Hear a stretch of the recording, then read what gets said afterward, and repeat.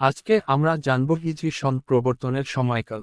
বিষয়টিকে আমি 10 লাইনে ব্যক্ত করব। 1. হিজরি সনের সূচনা হয় হজরত মুহাম্মদ সাল্লাল্লাহু আলাইহি ওয়াসাল্লামের মক্কা থেকে মাদিনায় হিজরতের ঘটনার স্মৃতিতে। 2. হিজরতের প্রায় 17 বছর পর খলিফা হজরত উমররা এর সময় এই সন গণনার প্রবর্তন করা হয়। 3. সাহাবাদের পরামর্শে হিজরতকে ইসলামী ক্যালেন্ডারের ভিত্তি হিসেবে নির্ধারণ করা হয়। 4. হিজরি সনের প্রথম মাস হচ্ছে মুহররম এবং এটি চন্দ্র মাসভিত্তিক ক্যালেন্ডার। 5. হিজরি বর্ষপঞ্জিতে 12টি মাস রয়েছে, যেমন রজব, শাবান, রমজান ইত্যাদি। 6. হিজরি সন মুসলিম উম্মাহর ঐতিহাসিক, ধর্মীয় ও সাংস্কৃতিক পরিচয়ের প্রতীক। 7.